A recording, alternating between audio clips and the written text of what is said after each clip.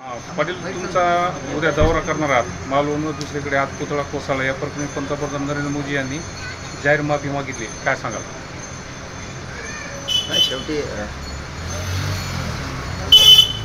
जे झालं ते झालं. ज्या भावना दुखवायच्या ते दुखवल्या लोकांच्या. शेवटी जो कोणी दोषी आहे त्याच्यावरती कारवाई होणं खूप गरजेचं आहे.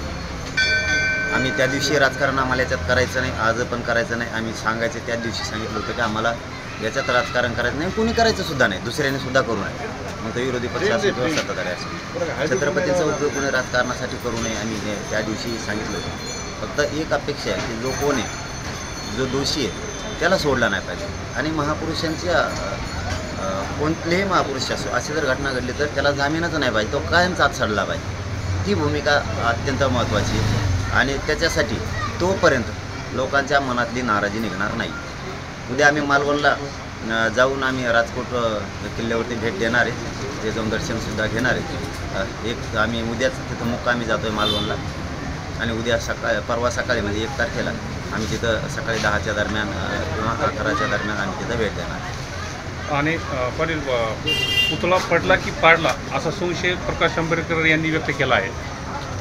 नाही, आता ते त्यांनाच माहिती, मला नाही माहिती. पंतप्रधानांनी माफी मागितली, पण राज्यातल्या खास करून उपमुख्यमंत्र्यांनी आणि कुणी माफी मागितलेली दिसत नाही BJPच्या. मी काय म्हणलं मग असेच की त्याच्या अगोदर काही प्रश्न विचारले गेले होते की मोदी साहेबांनी उद्घाटन केलं आहे. मी त्यावेळेसही तेच सांगितलं होतं की उद्घाटन करण्याचा काय दोष. मला राजकारण करायचं म्हणून नाही करत मी कधी. एकदा चुकी सापडला सोडत नाही म्हणतो. कोणीही असो, या राज्यातला असो नाही तर देशातला असो. कारण उद्घाटन करण्याचा काय दोष, करून घेणाराचा दोष, करणाराचा दोष. त्याने दर्जेदार बनवलंच नसणार आहे. त्याच्यामुळे त्याला कायमचं जेलला टाकलं पाहिजे, त्याला अटक करून सोडलं नाही पाहिजे कधी.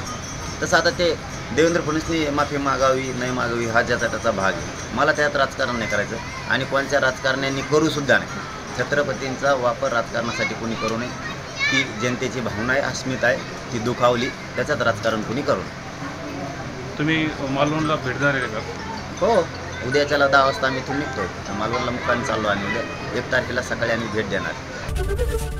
ABP माझा, उघडा डोळे बघा नीट.